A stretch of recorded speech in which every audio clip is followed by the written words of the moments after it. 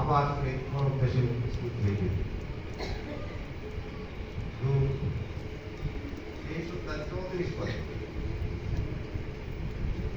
2000 বছর কিছু আগে কালভেরিতে ঘটে যাওয়াতে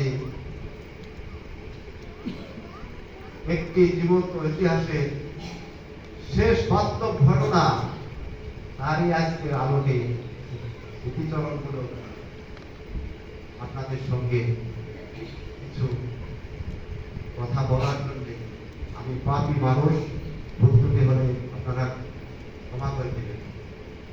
পৃথিবীতে নেমে এসেছিল সেই দিন কঠিন মহা অন্ধকার, চারিদিক নিস্তব্ধ, সবাই হতভাগ, চারিদিকে নীরবতা। এই যেন প্রচন্ড ঝড় আসার পূর্ব মুহূর্ত, অন্ধকারে গভীরে ডুবে গেল সমস্ত পৃথিবী।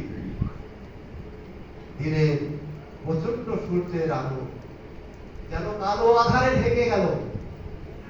ঠিক দুপুর 12টা থেকে 3টা পর্যন্ত সমুদ্র দেশে অন্ধকার হলো। হঠাৎ সকল নীরবতা ভেঙে আকাশ পাতাল সর্ব নরক কাঁপিয়ে উঠল। ঠিক সেই সময় তিনি দ্বিতীয় বাণীটি একদম দস্যু উদ্দেশ্যে বললেন। প্রথম বাণীটি বলেছিলেন পিতার সহিত, এবং সেই বাণীর মাধ্যমে তিনি আমাদের জন্য পিতার কাছে ক্ষমা ভিক্ষা চেয়েছেন। কিন্তু দ্বিতীয় বাণীটি সম্পূর্ণ ব্যতিক্রম। এই বাণীর মাধ্যমে খ্রিস্ট নিজে অপরাধ ক্ষমা করে দিলেন। কি এক আশ্চর্য তার কাজ! যে বাণীর প্রথম বাণীতে পিতার কাছে আমাদের জন্য ক্ষমা চাইলেন, আর দ্বিতীয় বাণীতে তিনি নিজে ক্ষমা করে দিলেন।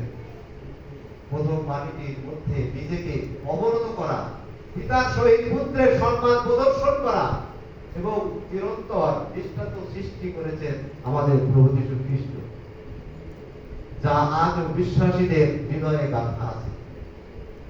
আর দ্বিতীয় বাণীর মাধ্যমে নিজেকে নিজের কাজের প্রতি, নিজের দায়িত্বের প্রতি সম্মান প্রদর্শন করা। মানুষ হিসাবে এই জগতে শেষ আশ্চর্য কাজ করা জীবন্ত ইতিহাসের জন্ম দিলেন আজকে। মূলত ক্রুশের উপর প্রভু যীশু খ্রিস্টের বিশ্ব 7টি অমৃত বাণী ছিল মানুষ হিসাবে ঈশ্বরের শেষ প্রচার এবং শেষ আশ্চর্য কাজ। খ্রিস্ট এসেছিলেন যেন আমরা পাপ থেকে মুক্তি পাই, জীবনে উপজয় পাই। খ্রিস্ট আমাদের সকল পাপ মোচন করেছেন, তাই তিনি মুক্তিদাতা, পাপহারী এবং ত্রাণকর্তা। এবং এই বাণীর মাধ্যমে কোন ধার্মিক নেতা বা কোন সৈন্য সামন্তকে তিনি বলেননি। তিনি বলেছেন, এই বাক্য বলেছেন যে একজন দস্যুকে, যাকে ঠিক তার ডান পাশে ক্রুশবিদ্ধ করা হয়েছে। দুইজন দস্যুর মধ্যে বাম পাশে দস্যু খ্রিস্টকে উপহাস করেছেন, খ্রিস্টকে পরীক্ষা করেছেন এবং তিরস্কার সহিত বলেছেন কি, তুমি নাকি রাজা, তুমি নাকি পাপ ক্ষমা করতে পারো, তুমি নাকি মৃত্যু মানুষের জীবন দিতে পারো, তুমি নাকি অনেক আশ্চর্য কাজ করতে পারো, তবে তুমি এই ক্রুশ থেকে নেমে নিজেকেও বাঁচাও, আমাদেরকেও বাঁচাও। এগুলো খ্রিস্টকে উপহাস বা পরিহাস করা বা তিরস্কার করা। এবং এগুলো এছাড়া দস্যু এবং যারা খ্রিস্টকে ক্রুশে দিয়েছিল তাদের মধ্যে কোনো ব্যতিক্রম ছিল না। তারা কেউ ওই খ্রিস্টকে চিনতে পারেনি, কেউ তার মহিমা বা পরাক্রম সম্পর্কে জ্ঞাত ছিল। কিন্তু ডান পাশে দস্যুটি ছিল, খ্রিস্টকে সত্য চিনতে পেরেছিলেন, যিনি সত্য বুঝতে পেরেছিলেন। উনি সেই খ্রিস্ট, উনি সেই ত্রাণকর্তা, যিনি কোনো অপরাধ করেননি, যিনি এসেছেন সকল পাপ ভার কাঁধে নিয়ে পাপী মানুষকে মুক্ত করতে। তিনি আমাদের মতো হারা দিশাহারা, কতগুলি ধর্ম ব্যবসায়ীদের চক্রান্তে শিকার হয়ে নিষ্ঠুরভাবে ক্রুশে ঝুলছে। তাই তিনি অন্তর বিনয় সুরে মনের সকল বাসনা দিয়ে উপলব্ধি করলেন, পাপের জন্য অনুতপ্ত হলেন, করুণায় সুরে বললেন, এই ব্যক্তি যিশু কোন দোষ করেনি, তিনি তো সম্পূর্ণ নির্দোষ। আমরা তো ন্যায় সঙ্গত দণ্ড পাচ্ছি। কি এক চমৎকার সাক্ষ্য একজন দস্যু। খ্রিস্টের কাজ বা সুসমাচার প্রচারের মাধ্যমে এই দুইটির কোন শিক্ষা পেয়েছিল কিনা জানি না, কিন্তু তার আজকের এই সাক্ষ্য আমাদের সকল পাপী মানুষের পূর্ব স্বীকারোক্তি ও একান্ত অনুকরণীয়। আর এই দস্যুটি সকল পাপী মানুষের মুক্তির উপায় খুঁজে আর পাবার জন্য আমাদের হৃদয়ে অগোচর হয়ে থাকবে। পাপের ক্ষমার জন্য তার বিনীত নিবেদন ছিল আরো প্রাণপাত্র, হৃদয় দর্শনীয়। তিনি অত্যন্ত বিনীত নম্র সুরে বলেছেন, প্রভু আপনি যখন আপনার রাজ্যে যাবেন তখন দয়া করে আমার কথা একটু স্মরণ করবেন। একজন পাপী মানুষ মন পরিবর্তনের জীবন্ত উদাহরণ। নম্র ও বিনয় ভাষায় আকুল আবেদন করেছিলেন, আমাদের প্রাণকর্তা মুক্তিদাতা প্রভু যীশু খ্রিস্ট এই রূপান্তরিত মানুষের করুণ আত্মনাদ ফেলতে পারেননি, কারণ তিনি নম্র দিগকে অনুগ্রহ প্রদান করেন। তিনি দেরি না করে গভীর মমতা ভালোবাসায় বললেন, অধ্যয় তুমি আমার সহিত পরম দেশে যাবে। খ্রিস্ট যে নিজে যে ক্ষমা করতে পারেন, তিনি যে স্বর্গ রাজ্যের একমাত্র অধিপতি, তিনি যে পাপী মানুষকে ভালোবাসেন, তা এই বাক্যের মধ্য দিয়ে আবার প্রমাণিত হলো। কারণ যারা হারাইয়া গিয়াছিল তারা উন্নাসন ও পরিত্রাণ করতে মনুষ্যপুত্র এই জগতে এসেছিলেন। খ্রিস্ট আজ ক্রুশের উপর থেকে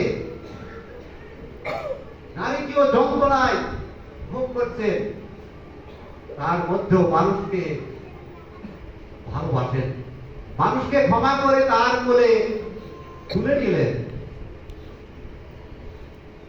সঙ্গে তার সঙ্গে একত্রে বাস করার জন্য নিজের সহিত পরম দেশে যাবার কি করলেন, অঙ্গীকার করলেন। যেসব ভাববাদী দেওয়া সেই বচনের পূর্ণতা পেল আজকে। আর তিনি অনেকে পাপ ভার তুলিয়া লইয়াছেন এবং অধার্মিকদের জন্য অনুরোধ করিতেছেন, পাপ থেকে ক্ষমা পাবার এই দৃষ্টান্তে দস্যুটি পৃথিবীর সর্বশ্রেষ্ঠ অধ্যায় হিসাবে বিবেচিত হবে বা বিবেচিত আছে। এই ঘটনার মধ্যে আমরা আজ স্পষ্টভাবে বলতে পারি যে পাপী যদি অনুশোচনা করে এবং সত্যই পাপ থেকে মুক্তি পেতে চান এবং অনুতপ্ত হৃদয়ে পাপের ক্ষমা চান, তবে আমাদের প্রভু যীশু নিমিষে আমাদের পাপ ক্ষমা করে তার রাজ্যে নিয়ে যাবেন।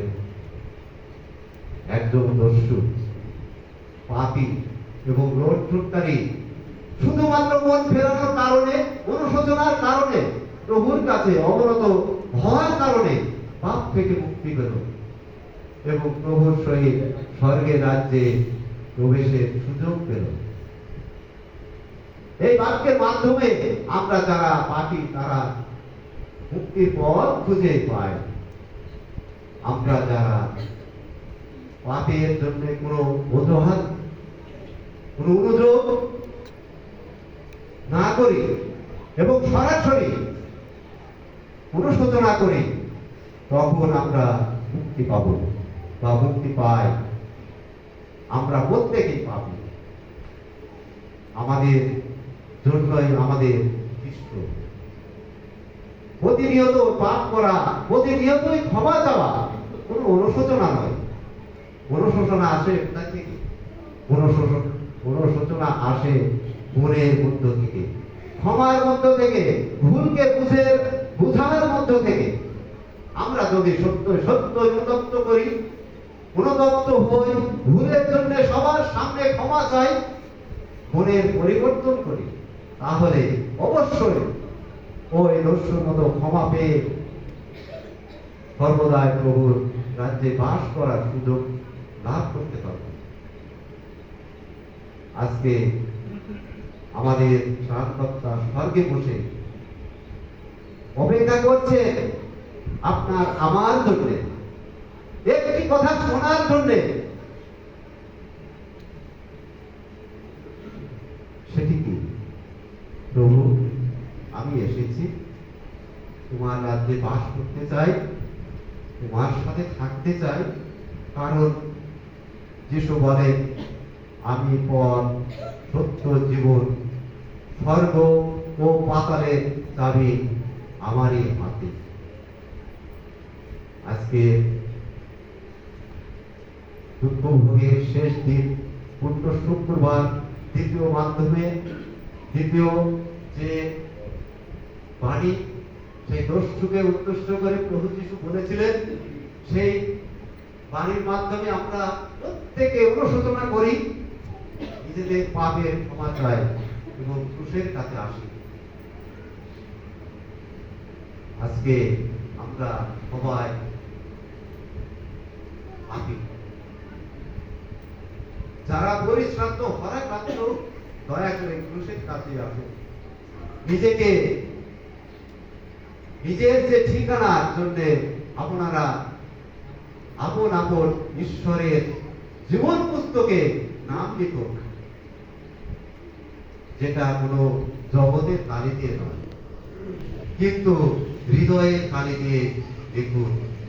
ঈশ্বর সকলকে আশীর্বাদ করুন, ভুল ত্রুটি হলে ক্ষমা করে দেবেন। সকলকে